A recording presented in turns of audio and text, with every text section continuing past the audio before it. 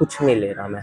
बहुत सारे लोग मुझसे पूछते हैं भैया आपने तो फिजिक बना रखी है, आपने पक्का इंजेक्शन लगाया होगा, कुछ वीकनेस फील होती थी, कॉन्फिडेंस नहीं आता था, लोगों से डर डर के बात करना पड़ता था। जो माइंड है वो डिजाइन्ड इसी तरीके से। अगर मैं आपको किसी छत की रेलिंग पे खड़ा करके बोलूं कि भाई जंप, तो आपका माइंड आपको पीछे ले जाएगा। मसल ग्रो नहीं हो रही, कौन सी एक्सरसाइज करनी है कौन सी नहीं करनी है, as a beginner as a intermediate क्या खाना है क्या नहीं खाना है, कितनी शुगर खानी है या शुगर बिल्कुल ही कट ऑफ कर देनी है, तो ये सारी चीज़ें हमें बताएगा कौन। और जब भी हम ये चीज़ें अपने जो हमारे सीनियर्स हैं या जो हमारे जिम के कोच हैं उनसे हम पूछते हैं, तो अलग अलग कोच अलग अलग बातें करते हैं। फॉर एग्जांपल अगर मुझे जाना है जयपुर से दिल्ली, अब मैं सबसे पूछ रहा हूँ बैठ के, तो मुझे ज़रूरी नहीं है कि हर कोई एकदम सही सटीक जवाब दे सके। अब अगर मैं ये चीज़ उसी से पूछूं जो ऑलरेडी जयपुर से दिल्ली गया हुआ है, तो उसको वो रास्ता मालूम है। तो अगर हम किसी ऐसे इंसान से पूछेंगे तो हमें बिल्कुल परफेक्ट आंसर मिलेगा, और हमें ऑब्वियसली बहुत सारे एक्सपेरिमेंट्स तो करने ही होंगे क्योंकि बॉडी है, सबकी अलग तरीके से काम करती है। तो मैं यहाँ पे वेलकम करता हूँ आशीष भाई को। तो आज हम इनसे बहुत सारी बातें करेंगे, हर तरीके के क्वेश्चंस पूछेंगे, और आपको भी बहुत मज़ा आएगा इस वीडियो के अंदर। और भाई कैसे हो? बढ़िया दिवेश भाई, तुम सुनाओ कैसे हो? बस बढ़िया, क्या चल रहा है? बस भाई जॉब, काम, फिटनेस पेज, बहुत सारी चीज़ें साथ में चल रही है। संडे को घूमने फिरने चले जाते हैं। वीकडेज में अपने काम कर लेते हैं, शाम को आके फिटनेस के बारे में लोगों को गाइड कर देते हैं, क्योंकि फिटनेस को फुल टाइम और साइड पैशन बना रखा है मैंने। फुल टाइम साइड पैशन दोनों एक साथ नहीं बोल सकते। फुल टाइम तो मैं 9 to 5 UI डिज़ाइनर हूँ, बाकी 6 to, जब तक आँख बंद हो जाए तब तक मैं फिर फिटनेस इन्फ्लुएंसर हूँ। लोगों को गाइड करता हूँ कि आपको कौन सी एक्सरसाइज कैसे करनी चाहिए, क्या खाना चाहिए, कब करना चाहिए, कितना करना चाहिए, कितना नहीं करना चाहिए, how to gain muscles, how to lose fat, ये सारी चीज़ों के बारे में।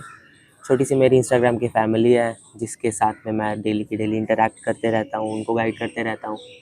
सो बस ऐसा ही चल रहा है भाई। Nice, perfect. तो आप लोगों को स्क्रीन के ऊपर इनके कुछ इंस्टाग्राम के वीडियोस और नीचे डिस्क्रिप्शन में भी और स्क्रीन में भी इनका लिंक मिल रहा होगा, प्लीज़ जाके ज़रूर फॉलो करें। तो लाइफ कैसी है? लाइफ अभी बहुत ज़्यादा टफ है, क्योंकि मैं ऑब्वियसली हरियाणा से बिलोंग करता हूँ, मॉम डैड हरियाणा में रहते हैं, और दिल्ली आकर मैं अपनी जॉब भी परस्यू कर रहा हूँ। साथ में मैंने फिटनेस वाला जो अपना पेज स्टार्ट किया हुआ है उसको भी मुझे कंटिन्यू करना है। डे टू डे की एक्टिविटीज़ भी मुझे हैंडल करनी है, लाइक सुबह उठने से लेकर रात को सोने तक की सारी चीज़ें, लाइक कपड़े धोना, बर्तन धोना, मील्स बनाना, जॉब पे जाना, जॉब से वापस आकर जिम जाना, जिम की मील बनाना, और इंस्टाग्राम का कंटेंट क्रिएट करना, फिर उसको पब्लिश करना, लोगों को गाइड करना, इंटरेक्ट करना। तो बहुत ज़्यादा टफ है, बट मैं ये सोचता हूँ कि ये 20s वाला जो हमारा फॉर्मेट होता है ना, इसके अंदर में हमने जितनी स्ट्रगल कर लिया, जितना काम कर लिया, वो आगे जाके हमें उतना ही ज़्यादा फ़ायदा देने वाला है। सो जितना आज काम कर रहा हूँ वो मुझे बहुत अच्छा लग रहा है। खाली बैठने से वैसे ही मुझे पसंद नहीं है, जितना खाली बैठते उतना शैतान का घर दिमाग में बनते चले जाता है। So I completely try to avoid कि मैं 1 मिनट भी फ्री ना बैठूँ, जिस भी टाइम हो कुछ ना कुछ काम करते रहूँ। Absolutely correct. तो ऐसे ही भाइयों से हमें बहुत सारी मोटिवेशन मिलती है, और मुझे तो बहुत ज़्यादा इंस्पिरेशन मिलती है। एनीवे, तो एक जो बिगिनर है वो उसने जिम जाना स्टार्ट किया है। अब वो क्या हो रहा है कि वो बहुत सारे इंस्टाग्राम पे रील देख रहा है, सबके सिक्स पैक है, बॉडी है, ये है वो है, बहुत सारी चीज़ें हैं। उसको उससे मोटिवेशन तो मिल रही है, लेकिन साथ में डीमोटिवेशन भी मिल रही है क्योंकि उसकी बॉडी बन नहीं रही है। तो वो क्या करे? देखो, सबसे पहले ही होती है बिगिनर्स को गाइडेंस की ज़रूरत।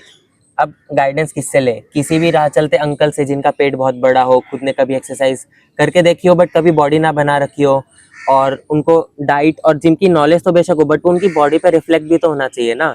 अगर किसी ने कुछ चीज़ अचीव कर रखी है उससे आप सीखोगे तो ज़्यादा बेहतर तरीके से आपको रोड मैप दे पाएगा, गाइड कर पाएगा, इंस्टेड ऑफ कि जिसके पास सिर्फ दिमागी नॉलेज है, एक्सपीरियंस रियल लाइफ में कुछ भी नहीं है, या फिर है इम्प्लीमेंट कर रहा है तो उसको रिजल्ट नहीं आ रहे। तो उसके कारण ऐसे इंसान से हमें ज़्यादा इंटरेक्ट करना चाहिए। जिस चीज़ के लिए अगर आप लोग सीखने के लिए उनके तरफ देख रहे हो तो उन्होंने अपनी लाइफ में एटलीस्ट वो अचीव किया वो।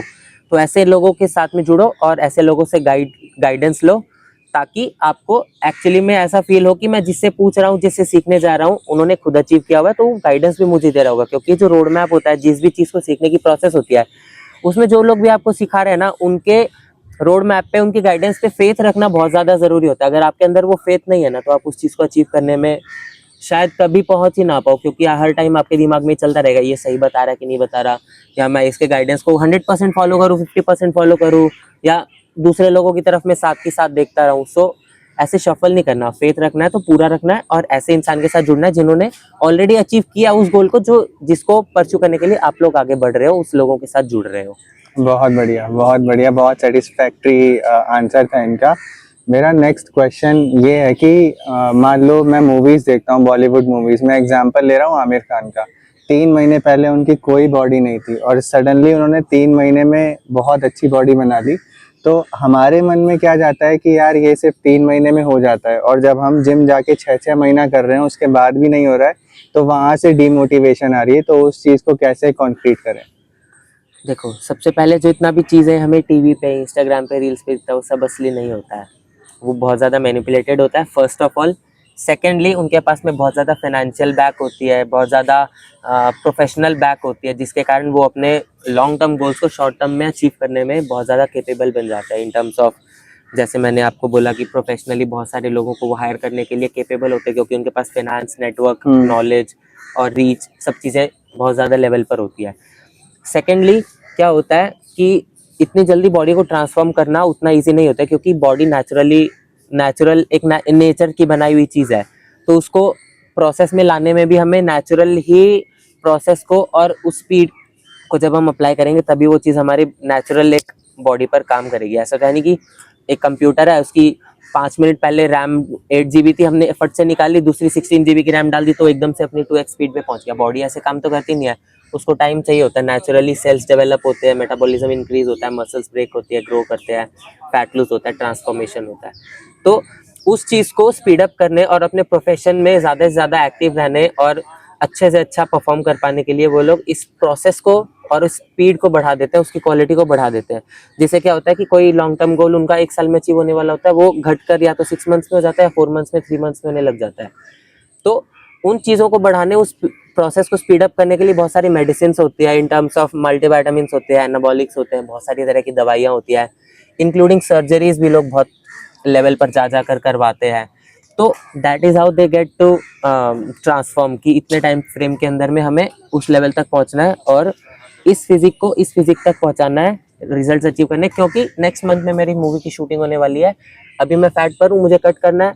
नेक्स्ट मंथ में मेरी मूवी की शूट होने वाली है, अभी मुझे कट टू फैट करना है। तो प्रोफेशन प्लस जो वो प्रोसेस बढ़ाने के लिए हमें रिसोर्सेज होते हैं, वो उनको मिल जाता है, इसलिए वो इतनी जल्दी ये सारी चीज़ें अचीव कर पाते हैं। Okay, great. तो एक नॉर्मल इंसान को ये चीज़ें फॉलो करनी चाहिए या नहीं करनी चाहिए? और अगर वो ऐसा करता भी है बहुत जल्दी ट्रांसफॉर्मेशन, तो ये उसकी बॉडी के लिए कितना सही है, कितना खराब है? वो कम्प्लीटली आपके गोल्स पे डिपेंड करता है। अगर आप बॉडी बिल्डर प्रोफेशनली परस्यू कर रहे हो, या आप फिल्म इंडस्ट्री में हो, सिनेमा इंडस्ट्री में हो, जिसमें आपको कैमरा के सामने प्रोफेशनल लेवल तक जाना पड़ता है, तो उस बिहाफ में आपको लगातार अपनी बॉडी को बार बार ट्रांसफॉर्म करते रहने की ज़रूरत पड़ती है। अगर आप स्टेज पर चढ़ने वाले, बॉडी बिल्डिंग करने वाले हो, तो उसमें आपको छोटे टाइम फ्रेम के अंदर में बहुत ज़्यादा जल्दी अच्छी फिजिकल ग्रोथ की ज़रूरत पड़ती है, सो दैट आप स्टेज के ऊपर में अच्छा परफॉर्म कर पाओ, अच्छा दिख पाओ और अचीवमेंट्स को जीत पाओ, नाम बना पाओ। तो कम्प्लीटली आपके गोल्स पे डिपेंड करता है। अगर आप रेगुलर एक गाय हो, नॉर्मल अपना फिटनेस मेंटेन रखना चाहते हो, नॉर्मली अपनी फिजिक बनाना चाहते हो, उसको प्रोफेशन नहीं बनाना चाहते इन terms of film industry, in terms of stage पर चढ़ना, बॉडी बिल्डिंग कॉम्पिटिशन्स में जाना, तो आप नेचुरल प्रोसेस को ही फॉलो करो, उसी स्पीड के साथ जाओ, क्योंकि जितनी जल्दी अच्छी चीज़ें आती है उतनी जल्दी चली भी जा सकती है। और बहुत सारे केसेस में ये भी होता है कि अपने साथ में वो बहुत सारे कॉन्सिक्वेंसेस को पीछे भी छोड़ जाती है। तो जल्दी करने से बहुत सारी चीज़ें अच्छी होती है, बट कुछ चीज़ों पर हम अगर जल्दी ना करें तो ज़्यादा बेहतर होता है इंसान के लिए। तो आशीष भाई, जिस तरीके से आप वर्कआउट करते हो, मैं भी काफ़ी टाइम से वर्कआउट कर रहा हूँ, और मैंने ये नोटिस किया है कि जब मैं छोटी मसल्स को टारगेट करता हूँ तो मुझे वहाँ पे कम वेट लेना होता है। तो जिस दिन मैं वहाँ पे कम वेट लेता हूँ, उस दिन रात को, मतलब मैं जिम सुबह करता हूँ तो रात को मसल फटीग बहुत ज़्यादा होती है। लेकिन जब मैं हैवी वेट ले रहा हूँ तो ना तो जिम में पेन हो रहा है, ना घर जाके पेन हो रहा है। तो इसका रीज़न क्या हो सकता है? ऐसा नहीं है कि हमें छोटी मसल है तो उसके लिए लाइट वेट करना है, या बड़ी मसल है तो उसके लिए हैवी वेट करना है, हमेशा ऐसा नहीं होता। बात ये है, मैटर ये करता है कि जो वेट आपने हाथ में ले रखा है, सबसे पहले तो फुल रेंज ऑफ मोशन तक मूव कर सको आप उसको।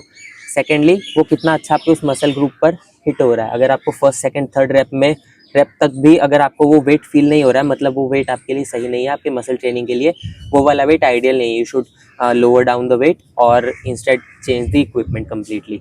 अगर आप डंबल्स पे हो मे बी केबल्स पे शिफ्ट कर सकते हो, बेंचेस पे शिफ्ट कर सकते हो, या फिर अगर आपको वही मशीन के साथ वही डंबल के साथ रहना है, डंबल्स के ऊपर रहना है मतलब, तो आप उसमें वेट को डिक्रीज करके फिर अपने मसल को टारगेट करना स्टार्ट करो।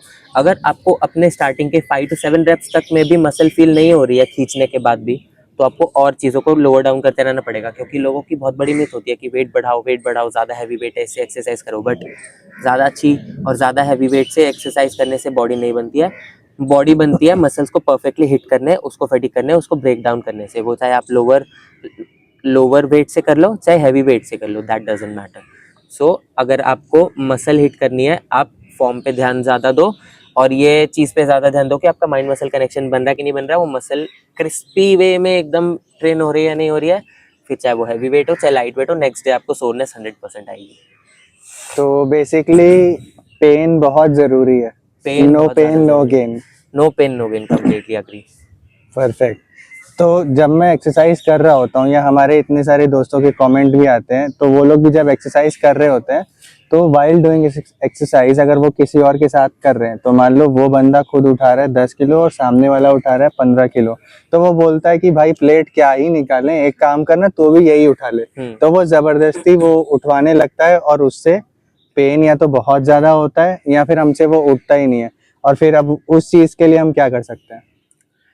लोगों को ये बहुत ज़्यादा दिक्कत आती है कि लोग जिम में जाते इसीलिए है कि मैं जितना ज़्यादा वेट लगाकर आपको करके दिखाऊंगा एक्सरसाइज, उतना अच्छा मैं दिखूंगा, उतना बड़ा दिखूंगा। बट नहीं, जितना अच्छे फॉर्म में आप एक्सरसाइज लगाओगे उतना ज़्यादा लोग आपके रिस्पेक्ट करेंगे कि ये बंदा कितने अच्छे से लगा रहा है, कितने रेंज ऑफ मोशन में लगा रहा है, कितनी बढ़िया फॉर्म में लगा रहा है और फील लेकर कर रहा है, ना कि सिर्फ गधे की तरह ज़्यादा वेट उठा दिया तो हम ज़्यादा से ज़्यादा बड़े या बिग गाय या ऐसे पूरा ऐसे बल्कि चैम्प दिख रहे हैं। नहीं, जितना अच्छा फॉर्म में आप लगाओगे दिखने में भी वो ज़्यादा अच्छा लगेगा, क्योंकि लोगों को पता चल जाएगा कि अपने फॉर्म में उठा पा रहा है, ज़बरदस्ती उठा रहा है। पहले दूसरे सेट के बाद ही, पहले दूसरे रेप के बाद ही इसने स्पॉट लेना स्टार्ट कर दिया है, तो इसके बस की बात नहीं है, ये फुद्दू है, दिखाने के लिए वजन उठा रहा है। ऐसा नहीं करना चाहिए। कम से कम 8 से 10 रैप, मिनिमम 7 रैप्स आपको सेल्फ लगाने ही लगाने हैं, जितना वेट आपने डाला हुआ है। No spot in that till 0 to 7 reps. उसके बाद आप स्पॉट लेना स्टार्ट करते हो, that's a good spot to take help from the spotter. हाँ, जो भी आपके साथ में आया हुआ है, खड़ा हुआ है। उससे पहले 5 to 6 7 8 रैप्स तक आपको खुद लगाने चाहिए। वो नहीं आ रहे, समझ जाओ कि वेट गलत है, मेरी बॉडी के हिसाब से नहीं है। वेट को कम करो, फिर लगाना स्टार्ट करो, परफेक्ट फॉर्म रखो और फुल रेंज ऑफ मोशन में लगाओ हमेशा। ओके, सबसे इम्पोर्टेंट क्वेश्चन यही था कि हमें पुश पुल लेग करना चाहिए या फिर one body part at a day? That is called bro split I guess in slang language. Yes, correct.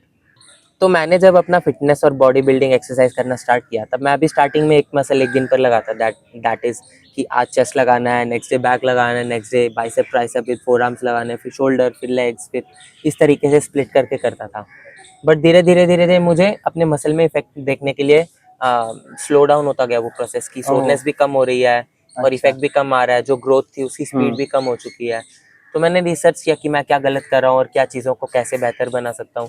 तो उस बिहाफ में मैंने देखा कि अलग अलग तरीके की स्प्लिट्स होती हैं, जैसे पुश पुल लेग होता है, प्रो स्प्लिट होता है, 4 डे स्प्लिट होता है, 5 डे स्प्लिट्स भी होते हैं। तो मैंने अलग अलग स्प्लिट्स को अपने बॉडी पे और अपने रूटीन्स पे अप्लाई करना स्टार्ट किया। सबसे अच्छा रिजल्ट मुझे पुश पुल लेग के साथ ही मिला। भाई मैं बीच में आपको पॉज कर रहा कोई हूँ बात या नहीं। इंटरप्ट कर रहा हूँ, बेसिकली मुझे ये पूछना है पुश पुल लेग होता क्या है? और जब हम शुरू में जिम जाते हैं ना, तो हमें कोई भी जो कोच है या जो गाइड है वो कभी नहीं बताता कि भाई ऐसे करना है, ये भी चीज होती है, वो भी होती है। वो बस बोल देता है हाँ भाई ये मशीन है, उधर जाके बैठ जा और ये कर ले। और अगर मुझे वो नहीं आएगा, मैं गलत फॉर्म में भी कर रहा हूँ, उसको कोई मतलब नहीं है। जहाँ पे लड़कियां होंगी वो उनको अच्छे से करेगा, तो हम लोग क्या करें मतलब? ठीक है, देखो, एक्सरसाइज एक प्रॉपर एजुकेशन है, एजुकेट करना सामने वाले को कि आप क्या करने आए हो, आपका गोल क्या है, आपको क्या करना चाहिए और वो कैसे करना है, उसके रिजल्ट्स क्या आने वाले हैं और आपको उससे क्या फ़ायदा होगा। ये प्रॉपर एजुकेशन जब तक हम अपने क्लाइंट्स को, अपने फ्रेंड्स को, जो भी आपसे गाइड ले रहा है, आपका फ्रेंड है, जो भी रिलेटिव है, उसको जब तक ये चीज़ बताएंगे नहीं, तब तक उसका इंटरेस्ट डेवलप नहीं होगा। वो सिर्फ आएगा, एक ब्लूप्रिंट को, आपके दिए हुए इंस्ट्रक्शंस को फॉलो करेगा, चला जाएगा, ना उसको फ़ायदा पता चलेगा, ना उसके दिमाग में मोटिवेशन आएगी कि मैंने ये क्यों किया, कितने दिन में क्या रिजल्ट्स आने वाले इसका। तो फर्स्ट ऑफ ऑल, जिस भी लोगों को आप गाइड कर रहे हो, चाहे वो आपके क्लाइंट्स हैं, रिलेटिव हैं, दोस्त हैं, उनको बताओ कि आप ये करने आए हो बट आपके लिए ये सही है, उसके लिए हम ये चीज़ें करेंगे, इतने दिन में रिजल्ट आएगा। और डेली बेसिस पे एक रोड मैप सेट करते रहो, वीकली बेसिस पे, क्वार्टरली बेसिस पे, ताकि हम उस रिजल्ट्स को ऑडिट कर सके, चेक कर सके कि हम उस फॉर्मेट तक, उस रिजल्ट्स तक पहुंच भी पा रहे हैं या नहीं। और जो भी हमारे क्या बोलते हैं क्लाइंट्स वगैरह हैं, उनको सेटिस्फैक्शन और वो रिजल्ट्स मिल पा रहा है नहीं, तो उनको एजुकेट करना बहुत ज़्यादा ज़रूरी है इस चीज़ में। पुश पुल लेग क्या होता है? पुश पुल लेग एक स्प्लिट है जो 3 दिन में कम्प्लीटली हमारी बॉडी के हर मसल को ट्रेन कर देता है। तो हम अगर पुश पुल लेग फॉर्मेट पर आते हैं तो हम पूरे वीक में अपने पूरी बॉडी को 2 बार ट्रेन कर सकते हैं। उसके बाद भी हम एक संडे का रेस्ट डे या एक डे, कोई भी आप रेस्ट डे लेना चाहते हो, वो भी मिल जाएगा बॉडी को और अच्छे से रिकवर करने के लिए। पुश स्टैंड्स फॉर सिंपली जितने भी हमारी पुश वाली मूवमेंट वाली एक्सरसाइज होती है, जैसे कि चेस्ट हो गया, इस पुश के अंदर में क्या क्या आता है वो बताता हूँ। चेस्ट हो गया, हमारी ट्राइसेप्स हो गई, इंक्लूडिंग फ्रंट डेल्ट्स। जो हमारे शोल्डर होते हैं वो 3 पार्ट्स में डिवाइडेड होते हैं, एक तो साइड होता है, एक फ्रंट होता है, एक रियर होता है, पीछे की साइड में होता है। तो जब भी हम पुश वाली मूवमेंट लगाते हैं ना चेस्ट और ट्राइसेप्स के साथ, हमारी फ्रंट डेल्ट्स हमेशा एंगेज होती है, इसलिए हमें फ्रंट डेल्ट्स को पुश डे में रखना चाहिए। और अगर हम पुल डे की बात करें, जितनी भी हमारी पुल वाली एक्सरसाइज और मूवमेंट होती है उसको हम पुल डे में रखते हैं, जिसके अंदर क्या क्या इंक्लूड होता है, हमारी बैक इंक्लूड होती है, बाइसेप्स होते हैं, फोरआर्म माइनर लेवल पर आ जाती है, और जब हम पुल कर रहे हैं तब हमारी रियर डेल्ट्स चल रही है, जैसा मैंने अभी बताया था, 3 पार्ट्स में डिवाइडेड होता है। तो हमें शोल्डर के रियर डेल्ट्स वाले पार्ट को हमेशा पुल डे के अंदर में रखना चाहिए, क्योंकि जब भी हम पुल वाली एक्सरसाइज कर रहे हैं वो कहीं ना कहीं एंगेज हो चुका होता है हमारा, तो हमारी एक थोड़ी सी एक्सरसाइज करने से वो पूरा अपने एक्सट्रीम लेवल तक जल्दी ट्रेन हो जाता है और ग्रो करने में भी हमें हेल्प मिलती है। लेग में क्या क्या आता है? हम थाइज लगा सकते हैं, काफ लगा सकते हैं, उसके साथ में हमारी जो एक्सरसाइज बच गई है जैसे साइड डेल्ट्स और एब्स, उसकी एक एक दो दो एक्सरसाइज लेग के साथ में हम डाल सकते हैं। तो 3 दिन के अंदर में हमारी पूरी पुश पुल लेग की फॉर्मेट कंप्लीट हो गई, पूरी साइकिल कंप्लीट हो गई। नेक्स्ट 3 दिन पे हम सेम साइकिल को दोबारा चला सकते हैं। 7th डे बढ़िया रेस्ट करके, रिकवर करके अपनी डाइट ले सकते हैं और नेक्स्ट डे के लिए फिर से रेडी हो सकते हैं। परफेक्ट। तो क्या हम ये भी कर सकते हैं कि मैंने फर्स्ट पुश पुल लेग किया, चौथे दिन मैं लीव ले लूं या रेस्ट ले लूं और फिर वापस से मैं पुश पुल लेग करूं? देखो उसमें क्या होगा, आपका फिर ये पुश पुल वाला जो 2 साइकिल का पूरा टाइम होता है वो 7 डेज की जगह 8 डेज में चला जाएगा। जैसे आपने पुश पुल लेग लिया, फिर एक रेस्ट ले लिया, फिर एक पुश पुल लेग लिया, फिर एक रेस्ट ले लिया, तो ये जो 2 वाला सेट होता है ना, ये 8 डेज में कंप्लीट हो रहा है इंस्टेड ऑफ 7 डेज। तो अगर आप रिकवरी और डाइट के मामले में बहुत ज़्यादा स्ट्रिक्ट हो, अपनी डाइट और रिकवरी को टॉप लेवल तक रख रहे हो, तो आप 2 पुश पुल लेग को साथ में लगाओ, फिर एक रेस्ट डे भी लोगे तो भी आपकी सारी चीज़ें रिकवर हो जाएंगी और नेक्स्ट डे आप फुल एनर्जी और फुल रिकवरी के साथ में वापस से परफॉर्म करना स्टार्ट कर पाओगे। और अगर आप स्टूडेंट हो, 9 to 5 हो, रिकवरी और डाइट आपकी थोड़ी सी इम्बैलेंस रहती है, तो उस बिहाफ में आप ऐसे कर सकते हो, push pull day rest, push pull day rest, वो भी बहुत अच्छे तरीके से काम करेगा। Okay, perfect. तो ये सब तो ठीक है, यहाँ तक मुझे बहुत अच्छे से समझ आ गया और उम्मीद करता हूँ कि आप लोगों को भी समझ आ रहा होगा। और अगर नहीं आ रहा है तो जरूर कमेंट करो, आशीष भाई जरूर रिप्लाई देंगे और मैं जरूर रिप्लाई दूंगा। जरूर देंगे भाई, बिल्कुल देंगे। ठीक है, तो अब मैं ये पूछना चाहता हूँ कि प्री वर्कआउट और पोस्ट वर्कआउट होता क्या है और इसको लेना चाहिए या नहीं लेना चाहिए? और अगर मैं पोस्ट वर्कआउट ले रहा हूँ और जिम सुबह जा रहा हूँ तो पोस्ट वर्कआउट के बाद मुझे क्या अलग से ब्रेकफास्ट भी करना चाहिए? देखो सबसे पहला क्वेश्चन तो हम ये लेते हैं कि प्री वर्कआउट और पोस्ट वर्कआउट होता क्या है। जैसा कि हमें नाम से ही पता चल रहा है, प्री मतलब पहले, पोस्ट मतलब बाद में। प्री वर्कआउट मतलब जो वर्कआउट से पहले लेने की चीज़ है, पोस्ट वर्कआउट जो एक्सरसाइज करने के, वर्कआउट करने के बाद की चीज़ है। प्री वर्कआउट हम क्यों लेते हैं? देखो सबसे आइडियल बॉडी कंडीशन क्या होती है, जब हमारी बॉडी में एनर्जी अच्छी हो, पेट में बहुत ज़्यादा फूड ना हो, तब हम ऑप्टिमम लेवल पे एक्सरसाइज परफॉर्म कर पाते हैं, क्योंकि पेट में हैवीनेस फील नहीं होती, एनर्जी हाई रहती है, ग्लूकोज हाई रहते हैं, तो हमारी एक्सरसाइज में, लिफ्टिंग में फॉर्म बहुत अच्छी आती है, पेट पे प्रेशर नहीं पड़ता, जिसके कारण हमें कई बार नौसिया और उल्टी जैसा फील होने लगता है हैवी वेट्स उठाने पर, जब हम स्क्वाट्स लगाते हैं, डेडलिफ्ट लगाते हैं। तो उन टाइम्स पर क्या होता है, पेट में हमारे फूड होता है जो अच्छे से डाइजेस्ट नहीं हुआ होता, और ज़्यादा वेट उठाने के कारण हमारे पेट पर प्रेशर पड़ता है, तो फूड ऊपर नीचे होता है, इम्बैलेंस होता है, जिसके कारण हमें सर चकराना, उल्टी जैसा लगना वाली फीलिंग आने लगती है। उस चीज़ को अवॉइड करने के लिए हमें प्री वर्कआउट की मील को हमेशा या तो थोड़ा लाइट रखना चाहिए, या फिर कम से कम 1-1.5 घंटे पहले खाना चाहिए, ताकि वो जितना भी फूड है, हाई कार्ब्स वाला फूड है, हाई एनर्जी वाला फूड है, वो डाइजेस्ट होना स्टार्ट हो जाए, उसकी ग्लूकोज है, उसके जितने भी एसिड्स हैं हमारे ब्लड में मिक्स हो जाए, ताकि हमारे जो ग्लूकोज स्पाइक है और एनर्जी लेवल्स है वो ऑप्टिमम लेवल तक पहुंच जाए जब हम जिम के अंदर में एंटर कर रहे हैं, ना कि खाने के तुरंत बाद जिम में एंटर किया, क्योंकि ये मशीन तो है नहीं, डाला और उसने प्रोसेस कर दिया, उसको प्रोसेस करने में नेचुरल टाइम लगता है। तो कम से कम 1-1.5 घंटे पहले अपना मील का पूरा मील लो मतलब, और उसके बाद जिम जाना स्टार्ट करो। उसमें आप मील्स भी रख सकते हो, और उस प्रोसेस को थोड़ा स्पीड अप करने के लिए आजकल पोस्ट प्री वर्कआउट के कुछ सप्लीमेंट्स भी आते हैं, आप उसको भी कंसीडर कर सकते हो अगर आपका बजट और आपके गोल्स अलाउ करते हैं तो। और तो अगर एक सेकंड, मैं एक सेकंड आपको हाँ रोकना हाँ चाहूंगा। जरूर जो जरूर। लोग सुबह 6 बजे उठते हैं, ब्रश करते ही जिम भाग जाते हैं, वो क्या प्री वर्कआउट सोते हुए तो नहीं ले सकते? वो क्या करेंगे मतलब? देखो, उठते ही आप थोड़ी देर फ्रेश अप होगे, कपड़े वपड़े चेंज करोगे, जूते पहनोगे, चलकर जिम तक जाओगे, उतनी देर में आपको आधा घंटा कम से कम लग जाएगा। लग जाएगा नहीं, करेक्ट, इतना तो आपको लग एब्सोल्युटली जाता है। करेक्ट। उठते ही कुछ खा लो, और ओके उसके ओके। तुरंत बाद अपने बाकी की जितनी भी प्रोसेस है वो करना स्टार्ट करो। जिम पहुंचो तब तक आधा घंटा तो मिनिमम आपको हो चुका होगा। एग्जैक्टली। तो आपको उठने और जिम पहुंचने के बीच में सिर्फ आधा घंटा लगा, उस हिसाब से अपनी मील को लाइट वेट रखो, ताकि उसको प्रोसेस करने में बॉडी को ज्यादा टाइम ना लगाना पड़े, वो ब्लड में मिक्स होने लग जाए और अपने रिजल्ट्स को दिखाना स्टार्ट कर दे। सो आपके ओके। उठ के जिम जाने के टाइम फ्रेम में अगर टाइम कम है, मील को लाइट रखो। टाइम अच्छा है, 1-1.5 घंटा है, दिन के टाइम में शाम के टाइम में जा रहे हो, तब अपना मील को हैवी रख सकते हो। Okay, please continue to post workout.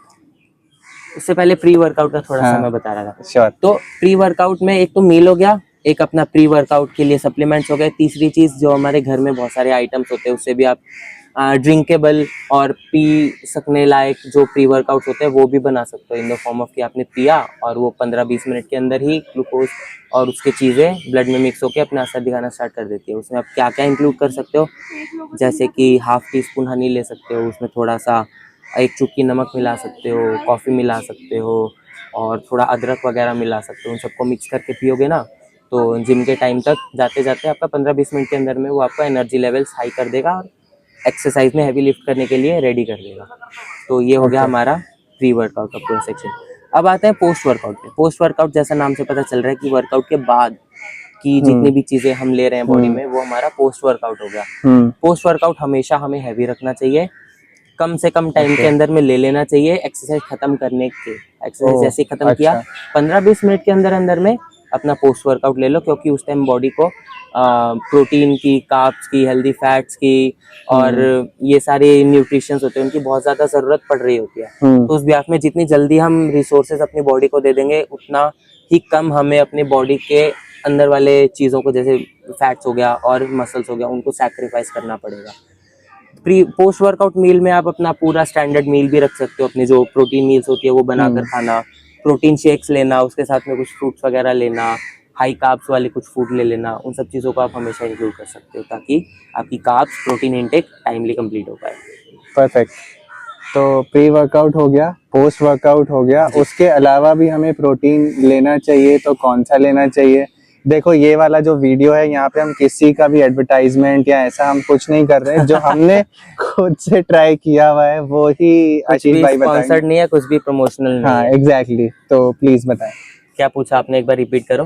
मैं ये कह रहा हूँ कि जिम करने के बाद हमने पोस्ट वर्कआउट ले लिया, उसके पहले प्री वर्कआउट ले लिया, करेक्ट। उसके बाद ऑफिस चले गए, लंच Correct. कर लिया। अब जो प्रोटीन है वो कब लेना है, कौन सा लेना है, और प्रोटीन के अलावा भी क्या क्या लेना है? मतलब जैसे ओमेगा है और वो बहुत सारी चीजें मैंने इंटरनेट पे पढ़ी है, बहुत लोगों से सुनी है, तो क्या वो लेना चाहिए या नहीं?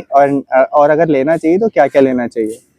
देखो, ये सारी चीज़ें भी आपकी कम्प्लीटली गोल्स पर डिपेंड करती है कि आपको कौन सा प्रोटीन लेना है, कितना लेना है और कितनी बार लेना है, कौन कौन से मल्टीविटामिन्स लेने हैं, वो सारे आपके गोल्स पे डिपेंड करते हैं। प्रोटीन कंज्यूम करने का हमारा जो क्वांटिटी होता है वो भी हमारे गोल्स पे डिपेंड करता है। अगर आपको हेवीली मसल गेन करना है, लाइक आपको सिर्फ मेंटेनेंस मोड में नहीं रहना है, अच्छे से मसल को दिखाना है, एनहांस करना है, ग्रो करना है, वेट बढ़ाना है, तो आपको ऑलमोस्ट अपनी बॉडी वेट का 2x ग्राम, यानी दुगना बॉडी वेट का दुगना इन terms of grams protein consume करना है डेली बेसिस पे, ना कि 1-2 दिन के अंदर में या कभी कम ले लिया कभी ज़्यादा, नहीं, twice as the weight of body in terms of in point of grams. जैसे कि फॉर एग्जांपल आपको बॉडी वेट मान लीजिए 60 है, तो डेली 120 ग्राम्स ऑफ प्रोटीन आपको कंज्यूम करना ही करना पड़ेगा aggressively muscle gaining, muscle growth के लिए, ठीक है। अब आ गई बात कि कौन सा लेना चाहिए, वो तो मैंने जो पर्सनली जितने ब्रांड्स यूज़ किए उसमें सबसे बढ़िया मुझे अभी तक का रिजल्ट न्यूट्राबे का मिला है। ओके। न्यूट्राबे का ही क्रिएटिन में यूज़ करता हूँ, न्यूट्राबे का ही मैं प्रोटीन यूज़ करता हूँ। सो आप लोग भी वो ब्रांड को कंसीडर कर सकते हो, कोई प्रमोशन नहीं है, कुछ स्पॉन्सर नहीं है। जो चीज़ें मैंने यूज़ की है वही चीज़ें मैं आपको बता रहा हूँ। अगर आपको सूट करे, आपकी बॉडी के लिए अच्छा लगे, आपका माइंडसेट राइट डायरेक्शन में जाने दे रहा हूँ आपको, आप उस ब्रांड के साथ जा सकते हो। मैं तो बहुत सेटिस्फाइड हूँ, ना मुझे अभी तक कोई उससे साइड इफेक्ट मिला है, ना कुछ इंडाइजेशन हुई है, रिजल्ट बहुत अच्छे रहे हैं। तो Okay. ये तो हमारा हो गया कि हमें कौन सा ब्रांड लेना चाहिए। आपने ये भी कहा कि 120 ग्राम्स, अब यार हमें कैसे पता चले कि 120 ग्राम्स जो हम खा रहे हैं वो उसमें उतना है? सो काउंट कैसे करें प्रोटीन को, वो हमारे बॉक्स के ऊपर में लिखा होता है, जो भी आपका प्रोटीन का बॉक्स होगा उस पे पर स्कूप में कितना ग्राम आपका जो आइटम है वो बॉडी में जा रहा है, और उसमें उस आइटम में कितने ग्राम्स ऑफ प्रोटीन है, कितनी परसेंटेज ऑफ प्रोटीन है, वो दोनों चीज लिखी हुई होती है। ओके। सो किसी में वो 20s होता है, किसी में वो 22 23 होता है, किसी में 25 होता है, किसी में 27 से 30 ग्राम्स ऑफ प्रोटीन भी होता है पर स्कूप में। वो उस पर डिपेंड करता है कि आपने कौन से स्टैंडर्ड का प्रोटीन खरीदा हुआ है। तो Okay. इस तरीके से आप पर स्कूप में अपनी प्रोटीन को काउंट कर सकते हो, डेली अपनी प्रोटीन इनटेक को अच्छे से ट्रैक करते हुए गोल्स को अचीव कर सकते हो। अब ये तो वो हो गया कि हमने प्रोटीन स्कूप लेकर जितने भी प्रोटीन को कंज्यूम किया वो परसेंटेज चला गया बॉडी में। बाकी का क्या करें? बाकी के लिए भी आप या तो वेज हो या नॉन वेज हो, जितनी भी चीज़ें आप कंज्यूम करते हो उसका वेट आपको ट्रैक करना ही करना पड़ेगा। अगर आप वो ट्रैक करके नहीं खा रहे तो आप आइडिया नहीं लगा पाओगे, कैलकुलेट नहीं कर पाओगे, और सिर्फ अपने इधर उधर के अनुमान लगाकर ही करोगे कि यार इससे तो मिल गया होगा इतना, उससे तो उतना मिल गया होगा, आज का इतना हो गया होगा। नहीं, ऐसे काम नहीं चलता है। आपको हर चीज़ वेट करनी पड़ेगी, हर चीज़ ट्रैक करना पड़ेगा, किस क्वांटिटी में किस आइटम में कितने grams of protein, carbs, healthy fat चीज़ें होती है, वो देखकर किस फॉर्म में खाना है, कैसे खाना है, कब खाना है, वो सारी चीज़ें देखनी पड़ती है। तब ऑप्टिमम लेवल पे हमारी बॉडी कार्ब्स को और प्रोटीन को कंज्यूम और एब्जॉर्ब करती है, और हमारे डेली प्रोटीन जो इनटेक वाला गोल्स है वो हम अचीव कर पाते हैं। Okay, very perfect. बहुत अच्छा लगा मुझे इनका ये आंसर सुन के। अब मेरा क्वेश्चन ये है कि सपोज करो मेरा वेट है 70 और मैंने 140 ग्राम्स का प्रोटीन खा लिया, अब उसके बाद में भी मुझे भूख लग रही है, मैंने उसके बाद खाना खा लिया, तो जो मैंने एक्स्ट्रा खाया उसका क्या होगा? मैं उसको कैसे वो कवर कर सकता हूँ? बहुत अच्छा क्वेश्चन पूछा आपने। अब आप बोल रहे हो कि आपने 140 ग्राम्स ऑफ प्रोटीन का डेली इनटेक को अचीव Complete करना है, हाँ। कंप्लीट करना है, अचीव करना है। वो कैसे करें और उसके बाद भी आपको भूख लग रही है? मैं होता तो क्या करता, खाना ही इतना खा लेता कि मेरा 140 ग्राम्स ऑफ प्रोटीन भी पूरा हो जाता, और उसके बाद मुझे भूख ही नहीं लगती, क्योंकि पेट में मेरे उतनी जगह ही नहीं बचती कि 140 ग्राम्स ऑफ प्रोटीन जितना मील मैंने ऑलरेडी कंज्यूम कर लिया, उसके बाद पेट में जगह नहीं बचेगी भाई, उसको डाइजेस्ट करने में टाइम अच्छा। लगेगा, पेट में पड़ा रहेगा। और जितना हैवी कार्ब्स, जितने हैवी फाइबर, जितने हैवी प्रोटीन वाली हम मील लेते हैं उसको प्रोसेस करने में बॉडी उतना ही ज़्यादा टाइम लेती है।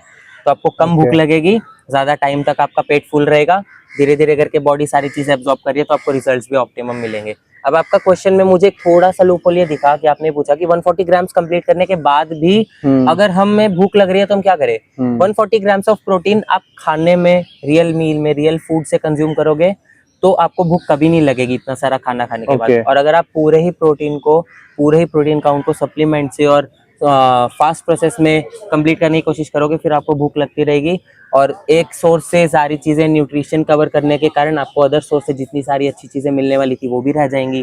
प्लस फिर आपको और भूख लग रही है, फिर या तो आपको कोई टेस्टी चीज़ खाने की क्रेविंग होगी, कोई कार्ब्स वाली हैवी अनहेल्दी फैट्स या शुगर खाने की क्रेविंग होगी, तो आप अपने गोल से भी हट जाओगे। इंस्टेड क्या करो, अपनी मील्स को हैवी रखो, उसके क्वांटिटी और साइज को बढ़ा दो, प्रोटीन स्कूप्स पे वे प्रोटीन्स के ऊपर में दबाओ जब आप मील से कंप्लीट ना कर पा रहे हो, तब तक आप रियल फूड खाओ, रियल मील खाओ, उसमें जितनी सारी अच्छी चीज़ें आपको मिल सकती है वो स्कूप में कभी नहीं मिल सकती। तो अभी तक मैं ये समझ पाया हूँ कि जो भी मेरा प्रोटीन इनटेक का गोल है, अगर वो मेरे खाने से कंप्लीट नहीं हो रहा तो ही मुझे प्रोटीन लेना है। तो ही स्कूप्स के ऊपर में जाना है।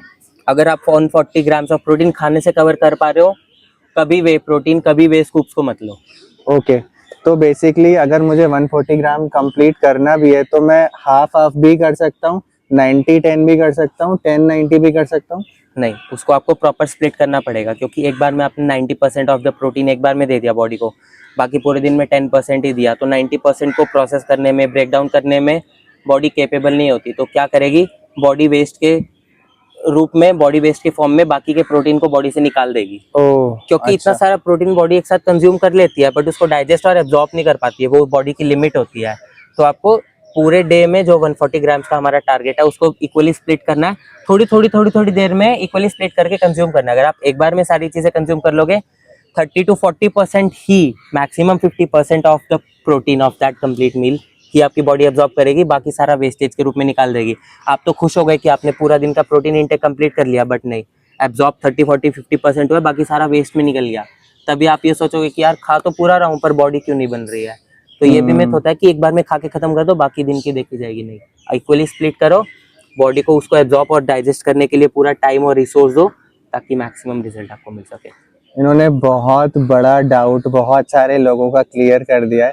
बेसिकली जिम में भी बहुत सारे लोग जब वेट्स नहीं उठा पाते हैं उतना जितना उनकी एक्सपेक्टेशन से ज्यादा है तो उनको कोच क्या बोलता है कि भाई तुम प्रोटीन नहीं ले रहे, तुम कुछ खा नहीं रहे, तुम्हारी बॉडी नहीं बन रही। अब वो घर जाके क्या करता है, फिर वो एक्स्ट्रा खाता है। अब एक्स्ट्रा जो खाया वो बॉडी निकाल देती है, अगले दिन फिर जाके उसको डिमोटिवेशन होती है। राइट, क्योंकि एनर्जी नहीं आई, सोरनेस नहीं गई, रिकवरी नहीं हुई, मसल ग्रोथ तो हो ही नहीं रही है, क्योंकि वेस्टेज में 50% ऑफ प्रोटीन आपका वेस्ट हो जा रहा है।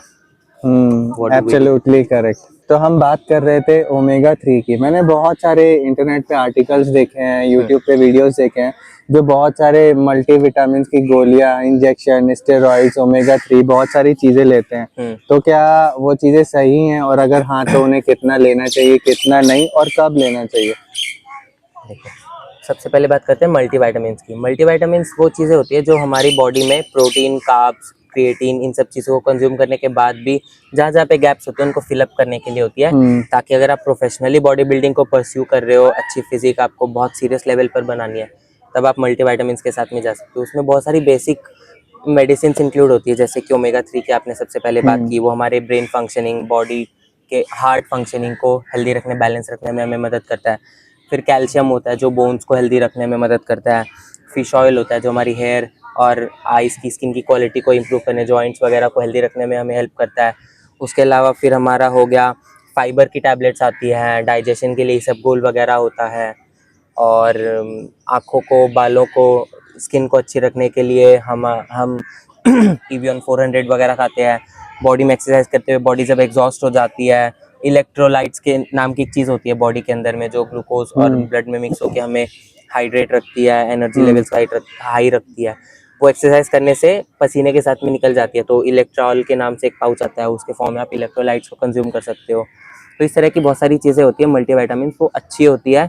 डेली, कुछ डेली बेसिस पे लेने की होती है, कुछ 3-4 दिन में एक बार, और कुछ तो ऐसी होती है कि हफ्ते में एक ही बार लेने की होती है, वो पूरे हफ्ते काम करती है फिर। तो ये आपके गोल्स पे डिपेंड करता है कि आपको क्या क्या चीज़ें अचीव करनी है, उसी लिए कौन सा मल्टीविटामिन यूज़ करना है और कब कैसे कंज्यूम करना है, वो आपको पूरी अच्छे से रिसर्च। तो क्या ये लेना बहुत ज्यादा जरूरी है? नहीं, बिल्कुल ज़रूरी नहीं है। मैंने आज तक कोई मल्टीविटामिन नहीं लिया। मैं अपने बॉडी बिल्डिंग में जितनी भी चीज़ें परस्यू कर रहा हूँ, अभी लोगों को सिखा रहा हूँ, जो भी फिजिक मैंने अभी अचीव की है, उसमें सिर्फ और सिर्फ प्रोटीन एंड क्रिएटिन का ही पूरा सपोर्ट है। उसके अलावा तीसरी कोई कैप्सूल, कोई टैबलेट, कोई पाउडर, कोई लिक्विड, कुछ नहीं ले रहा मैं। बहुत सारे लोग मुझसे पूछते हैं, भैया आपने तो फिजिक बना रखी है, आपने पक्का इंजेक्शन लगाया होगा, कुछ ऐसा कुछ मेडिसिन ली होगी, कुछ साइकिल चलाया होगा। बट नहीं भाई, मैं हमेशा उनको भी यही बोलता हूँ, आपको भी यही बोल रहा हूँ, मैंने आज तक ऐसा कुछ नहीं लिया है। जब लेने की ज़रूरत पड़ेगी तब की तब देखेंगे। आज तक एकदम क्लीन हूँ, एकदम नेचुरल हूँ। चाहे छोटी बॉडी है, चाहे बड़ी बॉडी है, वो आपका पॉइंट ऑफ व्यू है, बट मैंने आज तक कोई मल्टीविटामिन, कोई स्टेरॉइड्स, कोई enhancer, body enhancer, mass gainer, weight gainer अभी तक कुछ नहीं लिया है। सारी प्रोटीन, सारी चीज़ें मैं अपनी मील से कंप्लीट करने की कोशिश करता हूँ। जहाँ गैप रह जाता है वहाँ फिर मैं प्रोटीन के स्कूप्स ऐड करता हूँ। तो जस्ट फॉर एग्जांपल, आज मैं पूरे दिन यहाँ आपके साथ पॉडकास्ट करने के लिए बैठा हुआ हूँ, तो मैं अपनी मील्स प्रिपेयर नहीं कर पाऊँगा। घर जाकर भी शायद मेरी बॉडी एग्जॉस्ट हो जाए, टाइम बचे ना बचे, तो उस बिहाफ में आज मैं मील से कंप्लीट नहीं कर पा रहा, तो मैं अपने ब्रेकफास्ट में भी एक स्कूप लेकर आया हूँ, घर जाने के बाद भी एक स्कूप ले लूँगा। उसके अलावा जो चीज़ें मैं खाऊंगा उससे मेरे डेली का प्रोटीन इंटेक और प्रोटीन गोल्स कंप्लीट हो जाने वाला है। लेकिन आपने आज तो छुट्टी ली होगी, आज आई थिंक संडे है, तो फिर भी आपको प्रोटीन लेना है? प्रोटीन लेना बहुत ज़रूरी है भाई, चाहे हफ्ते में 1 दिन एक्सरसाइज कर रहे हो, चाहे 7 दिन कर रहे हो। ये बहुत बड़ी मिथ है लोगों की कि सिर्फ जिम जाने वाले लोग ही प्रोटीन लेते हैं, और जिस दिन जिम जा रहे हैं उसी दिन प्रोटीन लेते हैं। नहीं, प्रोटीन हर इंसान को डेली लेना होता है। क्वांटिटी डिफर करती है। जो बॉडी बिल्डर्स है वो ज़्यादा लेते हैं, जो body builders, non body builders है, जो मेंटेनेंस मोड पे, वो कम लेते हैं, या उनको लेना चाहिए। बट प्रोटीन हर एक नॉर्मल इंसान को लेना ज़रूरी होता है, क्योंकि उसी से मसल बनती है हमारी। अगर आपकी बॉडी में मसल्स नहीं होगी, स्केलेटन और फैट रह जाएगा, तो आपके बीमार पड़ने के चांसेस ज़्यादा हो जाएंगे, मेटाबॉलिज्म वीक हो जाएगा, क्योंकि मसल मास कम है आपकी बॉडी में, और आप बीमार ज़्यादा पड़ोगे, वीक हो जाओगे, एग्जॉस्टेड फील करोगे, थका हुआ लगेगा आपको सारा दिन, जल्दी बीमार पड़ोगे। तो उन सब चीज़ों को एलिमिनेट करने के लिए आपको प्रोटीन इंटेक अपना करना ही पड़ता है, चाहे आप जिम गोवर हो चाहे नॉन जिम गोवर हो। ओके, तो जिनकी एज 40 से ज़्यादा है, क्या वो भी जिम स्टार्ट कर सकते हैं? डेफिनेटली कर सकते हैं, बस उनका ट्रेनिंग स्टाइल, ट्रेनिंग इंटेंसिटी, मील का साइज़, प्रोटीन इंटेक वो सारी चीज़ें कम अलग हो जाएंगी इन टर्म्स ऑफ जिन इनकम एज कम्पेयर टू जो 20s में 30s अर्ली 30s में है उनके मुकाबले। बट आप चाहे 40s में हो चाहे 60s में हो, जिम जाओ भाई, जिम जाए बिना काम नहीं चलता। इस बात पे तो तालियां बजनी चाहिए। तो भाई शुगर का क्या इम्पैक्ट पड़ता है, और शुगर बिल्कुल ही कट कर देनी चाहिए या हमें लेनी चाहिए, या कितनी कम लेनी चाहिए? शुगर हमारी बॉडी में फैट की क्वांटिटी को बढ़ाता है, क्योंकि शुगर में जितने परसेंटेज शुगर में जितने भी मॉलिक्यूल्स होते हैं वो ब्रेक डाउन होने के बाद in the form of fat ही हमारी बॉडी में स्टोर होते हैं जाकर। ओके। तो जितना ज़्यादा आप शुगर कंज्यूम करोगे उतना बॉडी में उतना ज़्यादा फैट परसेंटेज बढ़ता जा रहा है आपकी बॉडी में। और अगर आप उसको कट डाउन करने के लिए एक्सरसाइज ज़्यादा कर रहे हो, फिर शुगर खा रहे हो, फिर एक्सरसाइज ज़्यादा कर रहे हो, तो प्रोसेस इतना वो हो जाता है, ऑटोमेटेड फॉर्म में हो जाता है कि आपकी एग्जिस्टिंग जो पहले से फैट है जिसको आप बर्न करने के लिए जिम जा रहे थे, वहाँ तक तो हमारी इंटेंसिटी हमारी एक्सरसाइज पहुँच ही नहीं पा रही। उससे पहले आपने शुगर की लेयर चढ़ा दी, उसको कट कर दिया, फिर लेयर चढ़ा दी, फिर उसको कट कर दिया, तो आपके जो कोर में जो पहले से पुराना पड़ा हुआ स्टोर फैट है वहाँ तक तो आपकी एक्सरसाइज, आपकी इंटेंसिटी, आपका कैलोरी बर्न पहुँच ही नहीं पा रहा है ना। इसीलिए शुगर को लेना अवॉइड करना चाहिए हमें, ताकि हमारी एक्स्ट्रा लेयर ऑफ जो नेगेटिविटी है वो बॉडी पर चढ़ने से रुक जाए, और जो एग्जिस्टिंग नेगेटिविटी है, जो भी एग्जिस्टिंग बॉडी फैट है, उसको हम बर्न करने में ज़्यादा फोकस कर पाएँ और ज़्यादा जल्दी रिजल्ट्स मिल पाए हमें। बहुत ही अच्छा आंसर किया इन्होंने, बहुत सारी चीज़ें इन्होंने आज क्लियर कर दी हैं। और बहुत सारे क्वेश्चंस थे मेरे, और वो सारे मैं क्या करता हूँ, मैं एक क्वेश्चन पूछता हूँ, ये जवाब दे देते हैं, उसी जवाब में मेरे तीन उसी तीन जवाब में क्वेश्चन का आंसर दे देता हूँ मैं। तो फिर मुझे लगता है हाँ यार ये तो इन्होंने बिल्कुल सही बोला, और बहुत मजा आता है बात करने में। तो आशीष भाई, आपको ये बॉडी बिल्डिंग करते हुए कितना टाइम हो गया, और ये आप कब से कर रहे हो, प्लस आपको इसकी मोटिवेशन कैसे मिली? क्योंकि मैं बहुत सारे लड़कों को देखता हूँ, और अगर मैं अपना भी एग्जांपल लूँ तो मैं 6 महीना करता हूँ, फिर क्या होता है, या तो मेरे कहीं पेन होने लग जाता है और मैं छोड़ देता हूँ। 1 महीना छोड़ता हूँ, फिर सोचता हूँ यार कौन जाए, फिर 2-3 महीने बाद इंस्टाग्राम से या कहीं से देख के फिर से मोटिवेशन खुश आती हो है। गए, बनानी है भाई, बॉडी बनानी है। हाँ, फिर से 6 महीने गए, हाँ। फिर से शोल्डर में कहीं पेन हुआ या किसी लेग में पेन हुआ, और हाँ। हमने फिर से छोड़ दी। फिर से तो ऐसे प्रॉब्लम कर करके मैं कर तो 6 साल से रहा हूँ, लेकिन लगता नहीं है कि मैं जिम जाता हूँ। जहाँ हम 6 साल से रहे हैं, कर्म 3 साल भी नहीं रहे उसमें। हाँ, तो इस चीज को कैसे ओवरकम किया जाए, और आप अपनी भी हिस्ट्री जरूर बताइए। ओके, सबसे पहले तो बात करते हैं मोटिवेशन की कहाँ से आई। तो भाई मेरा बॉडी वेट था 51 पे चलता था मैं जब मैंने ये चीज़ों में आना स्टार्ट किया। उससे पहले मैं इनका ट्रांसफॉर्मेशन आपको स्क्रीन पे दिखाऊंगा, तो आप लोग देख सकते हैं। मैं शेयर भी करना चाहूंगा, बहुत हाँ। मजा आएगा। उससे लोगों को मोटिवेशन भी मिलेगा, प्लस में अथॉरिटी भी मिलेगी कि हाँ, आप yes, अगर बोल रहे हो authorized है, हाँ। तो आपके पास में प्रूफ है दिखाने के लिए, ठीक है। सो क्या हुआ कि मैं बहुत पतला हुआ करता था, जिसके कारण ना उतनी ज़्यादा वीकनेस फील होती थी, कॉन्फिडेंस नहीं आता था, लोगों से डर डर के बात करना पड़ता था, किसी के सामने खड़े होने में, इधर उधर जाने में, बातचीत करने में बहुत डर लगता था, किसी ने बुली किया तो वो भी सहना पड़ता था। ये सारे फैक्टर कॉमनली हर पतले इंसान दिस इज बिग प्रॉब्लम, बुली करने वाला, और फिर आप कुछ बोल नहीं सकते, बोल भी नहीं सकते और अपना स्टैंड खुद नहीं ले सकते, क्योंकि आपकी बाजुओं में, टांगों में उतनी जान ही नहीं है कि अगर आपको उसने धक्का दे दिया तो आप उसकी गुद्दी पकड़ सकोगे। क्या बोल रहा है भाई, ऐसे कैसे बोल रहा है। हाँ। फिर बेशक बाद में वो 4 मार ले, आप एक तो मारोगे कम से कम हाँ, उसके। एग्जैक्टली। एक मारने वाली ताकत तो और वो एक ही हैवी होना चाहिए, एक ही हैवी, उसको पता चलेगा कि हाँ भाई एक खा के आया हूँ मैं उसको। तो ये वाला मेरा फैक्टर बहुत ज्यादा मुझे बॉदर कर रहा था कि यार तू कैसा है, एक्सरसाइज क्यों नहीं करता, सबके मसल्स होते हैं, मतलब बिग गाइस के साथ में तू डील क्यों नहीं कर पाता, कॉन्फिडेंटली स्टैंड क्यों नहीं ले पाता। That all thing got me into fitness कि भाई अगर तेरे को भी कुछ अचीव करना है, रिस्पेक्ट लानी है, स्टैंड करना है, लोगों से डरना बंद करना है, तो फिजिक होनी चाहिए। उसके बिना तू हमेशा इसी स्टेज पे रह जाएगा, लोगों की हाँ में हाँ मिलाना, अपना स्टैंड ना लेना। तो that drove me really hard कि हाँ भाई तू भी फिटनेस के अंदर में आ।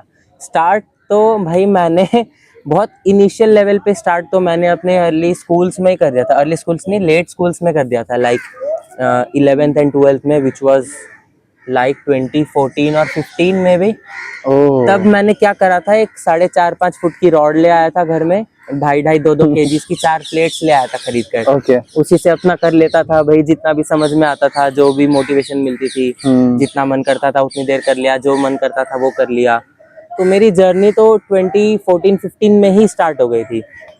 फिर धीरे धीरे करते करते जैसे जैसे मैं इसके अंदर में आता गया, मुझे और मोटिवेशन मिलता गया, मैं सीखता चला गया, लोगों से बात करी, मिला, कैसे होता है क्या होता है, इंटरनेट पे भी बहुत सर्च किया। फिर वो धीरे धीरे कब मेरा एक सीरियस पैशन में बदल गया मुझे भी पता नहीं चला। फिर जब कॉलेज के फर्स्ट सेकंड ईयर तक मैं पहुंचा तब तो मैंने प्रॉपर जिम भी स्टार्ट कर लिया था, बट डाइट तब तक भी मैंने स्टार्ट नहीं की थी। जिम जाता था डेली, अच्छे से खाने पीने की कोशिश करता था, घर में जो बनता था वही खाता था। तब तक प्रोटीन क्या होता है, कार्ब्स क्या होते हैं, कितना खाना होता है, कैसे खाना होता है, कुछ नहीं पता था। बस सुबह उठ रहे हैं, डेली जिम जरूर जा रहे हैं, पर डेली जिम जाने वाली कंसिस्टेंसी मेरी उसी टाइम फ्रेम पर आई थी। तो भाई 2015-14 से मैंने स्टार्ट तो कर दिया था, बट ऐसा नहीं है कि मैं 10 साल से एक्सरसाइज कर रहा हूँ तो मेरे को रिजल्ट्स भी 10 साल से मिल रहे, नहीं। मैंने शुरू के 4-5 साल 6 साल बहुत ज़्यादा सीखने में, टाइम स्पेंड करने में, एक्सरसाइज करके देखने में, R&D करने में, और चीज़ों को अलग अलग तरह से एक्सपेरिमेंट करके अपने ऊपर इम्प्लीमेंट करने में बहुत ज़्यादा टाइम लगाया है। लास्ट के 2 साल में इन सारी नॉलेज को, इन terms of exercise, in terms of form, in terms of splits, in terms of diet, ये सारी चीज़ों को जितना अग्रेसिवली मैंने अप्लाई करना स्टार्ट किया अपने रूटीन पे, उतने ज़्यादा अच्छे रिजल्ट्स मुझे मिले हैं। सो कंपाइल करके मैं यही बोलना चाहूँगा, सीख तो मैं 5-6-7 साल से रहा हूँ, बट मैंने लास्ट के 1-2 साल में जितने अग्रेसिवली इन सब नॉलेज को अप्लाई कर दिया, सुपर डुपर रिजल्ट्स मिले मुझे। ये लास्ट के 1 साल के अंदर ही, 1-1.5 साल 2 साल के अंदर ही मुझे सबसे ज़्यादा रिजल्ट्स मिले। उससे पहले मैं रेगुलर जिम गोअर था, ना उतनी अच्छी बॉडी थी, बट नॉलेज धीरे धीरे ऑब्वियसली बढ़ता जा रहा था। जैसे ही वो अच्छे से हिट हुआ मेरे माइंड को, मैंने उन सब चीज़ों को अप्लाई करना स्टार्ट किया। वही चीज़ें धीरे धीरे बढ़ते मेरा प्रोफेशनल पैशन में बदल गया। अब करते करते इतने साल हो चुके हैं, कम्प्लीटली गॉट इनटू दिस। अब सारी चीज़ें काउंट भी कर रहे हैं, एक्सरसाइज भी सीरियस होके कर रहे हैं, प्लस में हमारी छोटी सी इंस्टाग्राम की फैमिली है, उस पर बहुत सारे लोगों को 1-to-1 गाइड भी कर रहे हैं। तो बेसिकली मैंने ये ऑब्जर्व किया है, आपका जो मोटिवेशन आ रहा है ना, वो आप ही के अंदर से आ रहा है। अंदर से हम लोग क्या करते हैं कि बाहर ढूंढते हैं, भाई मुझे भी मोटिवेट कर दे, भाई ये कर दे। यहाँ पे रियल प्रॉब्लम थी और उसी ने आपको बहुत ज्यादा मोटिवेट उसी को टैकल करने के लिए मैंने ये स्टार्ट किया। तो मोटिवेशन कभी भी मुझे बाहर से नहीं मिली, ना लेने की जरूरत पड़ी। मेरे अंदर ही इतनी सारी गिल्ट, इतने सारे हेट, इतनी सारी एंगर थी खुद के लिए, जिसको मैंने जिम में जाकर निकाला, and gym gave me this gift, results मिल गए। तो मैं अभी तक ये समझ पाया हूँ कि यार जिम जाओ, कंसिस्टेंटली जाओ, सीखो, जाओ, पेन लो, जाओ, प्रोटीन लो, बिल्कुल। और बहुत अच्छे से जो रेंज ऑफ मोशन है, मैं उसके बारे में भी पूछना चाहता हूँ। क्योंकि रेंज ऑफ मोशन हम लोग क्या करते हैं ना, हैवी वेट उठाने के चक्कर में रेंज ऑफ मोशन हम बिल्कुल भूल छोड़ जाते दिए हैं। वो याद ही नहीं रखता है कि इतना करना है, इतने एक्सरसाइज करनी है, इतने रेपिटेशंस करने हैं, चलो भाई अपना घर। और वाइल डूइंग एक्सरसाइज माइंड में ये नहीं आता कि भाई मेरे को फुल रेंज ऑफ मोशन करनी है। माइंड में बार बार ये आता है कि यार अभी 3 सेट और बचे हैं, ये करो वो करो और निकलो भाई इतने रेपिटेशन करते हैं, सेट करना है और अपना घर चलो, हो गया। अपनी यही ड्यूटी थी, यही पूजा थी जिम के लिए। हमारा जो माइंड है वो डिजाइंड इसी तरीके से है। अगर मैं आपको किसी छत की रेलिंग पे खड़ा करके बोलूं कि भाई जंप, तो आपका माइंड आपको पीछे ले जाएगा। अब जो एक्सरसाइज कर रहे हो उसमें पेन है, अब ब्रेन को क्या पता है, उसको ये नहीं दिख रहा कि उससे होगा क्या, वो बस उसको ये पता है भाई यहाँ पर पेन है। वो ये सोचेगा ना कि वो ये नहीं सोचेगा कि पेन लेने से ही बनती है, वही सोचेगा कि जहाँ दर्द हो रहा है वहां पे स्टॉप कर दो, वहीं से अपना बैक ऑफ कर दो, एक्सरसाइज तो हो ही गई थी, अब चलो अपना।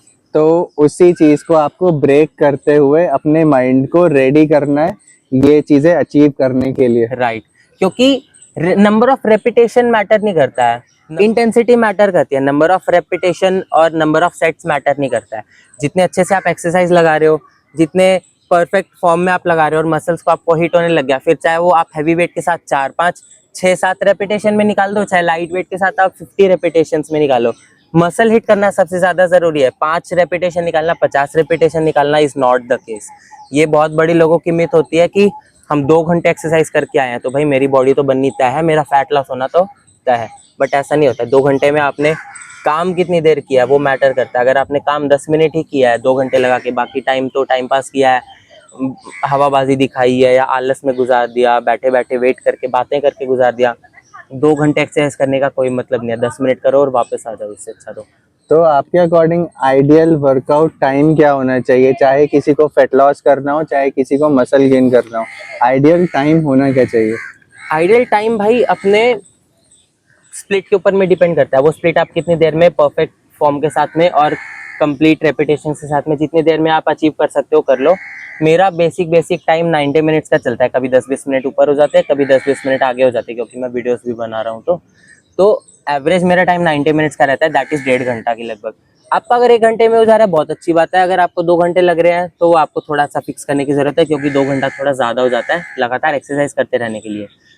तो तो आपको मैक्सिमम हमें 90 मिनट्स तक ही जाना चाहिए। अगर हम उससे ज्यादा जा रहे हैं तो फिर वो बहुत ज्यादा है। नहीं, ऐसा नहीं बोल सकते। अगर आपका फैट लॉस बहुत बड़ा गोल है तो आप 90 मिनट से ज़्यादा एक्सरसाइज करो। उस हिसाब से फिर आपको बॉडी को रिकवरी भी देनी पड़ेगी, न्यूट्रिशन भी देना पड़ेगा, ताकि आपको आपका जो गोल था दैट इज फैट लॉस वो अचीव हो सके। नहीं तो इतनी एक्सरसाइज करने से बॉडी फैट के साथ मसल को भी कंज्यूम करके उसको ख़त्म करना स्टार्ट कर देती है। सो वी हैव टू, हमें क्या करना है, हमें फैट लॉस के ऊपर में ध्यान देना है, ना कि मसल्स को लूज करने में। तो आपका जितना ज़्यादा आप एक्सरसाइज करोगे उतना ज़्यादा आपको रिकवरी भी देनी पड़ेगी, उतना अच्छा डाइट भी लेना पड़ेगा, ताकि फैट लॉस हो, मसल लॉस ना हो हमारा। Okay perfect. तो अब मैं उन लोगों को बोलना चाहूंगा, बहुत सारे लोग क्या करते हैं ना, जिम नहीं जाते लेकिन उनको फैट लॉस करना है तो वो खाना कम कर देते हैं, फिर अपना मसल लॉस करके वेट, जो वेइंग मशीन होती है ना उसके ऊपर कम वेट दिखा के बोलते हैं देखो खुश हो आई हैव गए, अचीव्ड इट, और गोल फिर अचीव वो हो लोग गया। गाली बकते हैं जिम वालों को। तो मैं उनको ये बोलना चाहता हूँ कि भाई मसल लॉस हो रहा है फैट लॉस नहीं की हो रहा। बजाय, हाँ तो तुम्हें राइट, वो करना सही बोला चाहिए। भाई तो ने। तुम्हें बिल्कुल ध्यान दो यार अपनी बॉडी पे, बॉडी कैसे राइट काम कर रही है एटलीस्ट ऑब्जर्व तो करो। राइट, यहाँ पे लोगों का मिथ है कि हम फैट लॉस करना है तो हम खाना कम कर देंगे तो हमारी बॉडी से फैट चला जाएगा। भाई फैट कैलोरीज बर्न करने से जाता है, वो तुमने किया ही नहीं, पूरे दिन में हिले डुले नहीं, खाना कम कर दिया, उससे क्या हुआ, बॉडीज को कैलोरीज नहीं मिली, प्रोटीन नहीं मिला, वहाँ पे फैट नहीं जा रहा, तुम्हारा मसल चला गया। तो गोल ये होना चाहिए कि हमें खाने को बदलना है, खाने को कम नहीं करना है। खाना चेंज करके ज्यादा भी खा लोगे तो भी तुम अच्छे हो जाओगे, फैट भी घट जाएगा, मसल भी गेन हो जाएगी। बट तुम खाना कम कर दोगे, वीकनेस आ जाएगी, ना रिकवरी हो पाएगी, सारा दिन थके हुए रहोगे, नींद आएगी, प्लस में मसल लॉस हो जाएगा, तुम खुश हो जाओगे कि फैट लॉस हो गया। तो वो केस नहीं होता है। खाना कम नहीं करना होता है, खाने को चेंज करना होता है। ये जो राम मंत्र है, ये जो रामबाण इलाज है, इसको अपने नोट डाउन कर लो, टैटू करवा लो, चाहे दिमाग में बिठा लो। खाना बदलना होता है, कम नहीं करना होता है। और बदलना भी एक्सट्रीम लेवल पे नहीं है, आपको थोड़ा हाँ, बहुत चेंजेस करने होते हैं, बहुत जैसे कि माइनर। फैट कम कर दिया और जो प्रोटीन वगैरह है वो चीजें हाँ बढ़ा दी। कंप्लीटली अग्री, क्योंकि लोग सोचते हैं कि डाइट चेंज करना मतलब कितना बड़ा पहाड़ तोड़ना है। नहीं भाई, हम्म 2 4 5 ही चीजें होती है जो हमारे रेगुलर डाइट में जुड़ी हुई होती है, बस वो चीजों को कट डाउन कर दो भाई, इंस्टेंटली रिजल्ट दिखना तुम्हें स्टार्ट हो जाएगा। 15 20 डेज में तुम्हें विजिबल रिजल्ट्स आने लग जाएंगे। तुम्हारा अल्टीमेट गोल टाइम लगेगा अचीव होने में, बट तुम उसके पाथ पर चल रहे हो, वो दिखना और फील होना तुम्हें 15 20 डेज में ही दिख जाएगा। जैसे कि कोई बंदा बहुत ज्यादा मीठा खाता है, चाय पीता है, वो 2 हफ्ते लगातार शुगर को एकदम जीरो कर दे, कट डाउन करके देखे, 2 हफ्ते में उसको ये दिखने लग जाएगा कि मेरी स्किन भी अच्छी हो गई है, डाइजेशन भी सुधर गया है, थकान भी नहीं रहती, आलस भी नहीं आ रहा, प्लस में मेरा वेट कम होना स्टार्ट हो गया, मेरे चीक्स थोड़े थोड़े अंदर जाने शुरू हो गए हैं, मेरे जो हमारी जॉ लाइन होती है वो दिखाई देनी शुरू हो गई है। इतनी जल्दी विजिबल रिजल्ट आते हैं भाई, क्योंकि बॉडी एक्टिव सेल से बनी होती है और वो डेली बेसिस पे चेंज होती है। जिस दिन तुमने बॉडी को और बॉडी सेल्स को अच्छी चीजें देना स्टार्ट कर दी, उस दिन की जो भी बॉडी सेल्स है वो हेल्दी ही ग्रो होंगी, हेल्दी ही बनेंगी। तो आप ऑलरेडी डे 1 से ही हेल्दियर साइड में जाना स्टार्ट कर देते हो। ऐसा नहीं है कि आप आज स्टार्ट कर रहे हो, 1 महीने बाद आपको चीजें विजिबल रिजल्ट आएंगे। विजिबल रिजल्ट्स आपको चाहे पहले दिन ना आए, पर अंदर ही अंदर वो चीजें चल रही होती है। तो भाई जितने भी लोग इस पॉडकास्ट को अपने बेड पे लेट के सुस्तियां लेते हुए देख रहे हैं ना, भाई उठ जिम जाओ। उठ जाओ। सबसे बड़ा प्रॉब्लम ये होता है कि लोग जाते नहीं है जिम। जाना ही 90% ऑफ द अपने गोल्स को अचीव कर लेना था। एक बार तुमने जिम जाने की कंसिस्टेंसी बना ली ना, बाकी की चीजें तुम अपने आप काउंटर कर लोगे। ज्यादा से ज्यादा क्या होगा, तुमने 6 महीने लगाया, 2 साल लगाया, तुम्हें क्या लग रहा है बॉडी नहीं बनेगी, पर तुम्हें कुछ तो इम्पैक्ट दिखेगा ना। एक रूटीन बन रहा है, एक डिसिप्लिन बन रहा है, जिम के अंदर जाने का माइंडसेट बन रहा है तुम्हारा। तो वहां पे लॉस बिल्कुल नहीं है और नहीं है। तुम्हें थोड़ा बहुत तो मसल्स दिखेंगी। ऐसा भी नहीं है कि भाई मैं 2 साल से उठाए जा रहा हूँ और कुछ भी फर्क नहीं पड़ा। हाँ, ऐसा नहीं होता। ये लोग ना सिर्फ बोलते हैं कि भाई बॉडी नहीं बन रही, एक्चुअली में बॉडी बन रही है, लेकिन आप लोग खुद को शीशे में डेली डेली देख रहे हो, daily इसीलिए देख आपको डिफरेंस नहीं दिख रहा है। हर माइनर चेंजेस को आप डेली देखोगे तो आपको मेजर चेंजेस एक बार में नहीं दिखेंगे। तो उसके लिए आप क्या करो ना, डे 1 पे एक पिक्चर ले लो या एक वीडियो बना लो अपने 360 डिग्री की पूरा घूम करके, और फिर आप 30 दिन बाद या 60 दिन बाद देखोगे ना, तो आपको मोटिवेशन इंटरनली आएगा, जैसे कि इनको आया था। राइट। बट मैंने ऐसा प्रोसेस आज तक तो फॉलो नहीं करा, बट मैं अब अपने पुराने पिक्चर्स देखता हूँ तो मुझे वो कंपैरिजन करने की जरूरत ही नहीं पड़ती, क्योंकि मुझे पता है कि क्या चीजें हो चुकी हैं ऑलरेडी। और भाई होएगा, तुम्हें नहीं दिख रहा है लेकिन होएगा, तुम कंसिस्टेंसी रखो, होएगा। होता है डेली बेसिस पे, थोड़ा थोड़ा थोड़ा थोड़ा एड अप होता है। आज तुम स्टेज 1 पे हो, 30 डेज बाद तुम स्टेज 30 पे आराम से पहुंच चुके होगे। ये कछुआ और खरगोश वाली रेस की जैसा है जो कछुए है ना वो हम है, और खरगोश मेरे हिसाब से वो है जो जैसे आमिर खान हो गया 3 महीने में इंजेक्शन या लगा लोगों के बना ली उसने बॉडी। तो भाई कछुआ हमेशा जीतता है, याद रखना। राइट, कछुए की लगातार जो स्टेप्स होती है, चाल होती है, वो धीरे धीरे धीरे धीरे उसको फिनिश लाइन तक पहुंचा रही होती है। वो उसको पहले नहीं दिखाई देती, जब वो फिनिश पर पहुंच जाता है, लोगों को दिखता है, तब उसको रियलाइज होता है कि हाँ मैं तो पहुंच गया यार। एग्जैक्टली। होता है। तो इस पॉडकास्ट में आप लोगों ने एंड तक देखा, यहाँ तक आप आ ही गए हो और अभी जिम जाना, तो मुझे बहुत अच्छा लगा इनके साथ बात करके, और आगे भी ऐसे ही पॉडकास्ट आते रहेंगे।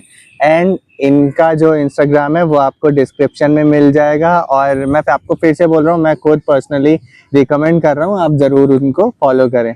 तो थैंक यू आशीष भाई, आप आए, अपना टाइम निकाला संडे का, आपने अपना रेस्ट की जगह आज हमें टाइम दिया, हमें बहुत अच्छा लगा। बहुत अच्छा लगा दिवेश भाई आपसे बात करके, इतनी सारी चीजें डिस्कस करके।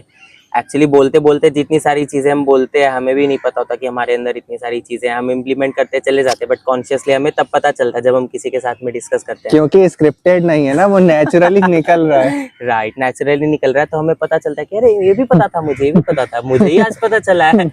तो आप लोग के साथ शेयर किया, भाई के साथ बात करा, बहुत अच्छा लगा। This is called self discovery. Self discovery. और संडे एक्सप्लोर करना, रेस्ट करना, पॉडकास्ट करने और नॉलेज शेयर करने से ज्यादा हेल्दी और कोई फॉर्म में नहीं हो सकता। Exactly. So I enjoyed a lot. Thank you so much. बहुत अच्छा लगा दिवेश भाई आपसे बात करके। मुझे भी। तो गाइस, जैसा कि आप लोगों ने देखा, हमने आशीष भाई से बात करी और हमें बहुत अच्छा लगा। साथ में मैं आपको ये भी बोलूंगा कि यार अपने ऊपर ना थोड़ा सा काम करो, बहुत जरूरी है काम करना। चाहे आप आपका जो भी गोल है, चाहे आपको कुछ भी अचीव करना है, आपको अपने ऑफिस में अचीव करना है, अपनी जॉब अचीव करनी है, लेकिन 24 घंटे है ना आपके पास, 24 में से एटलीस्ट 1 घंटा निकालो, जिम जाओ। तो thank you guys for watching, thank you so much.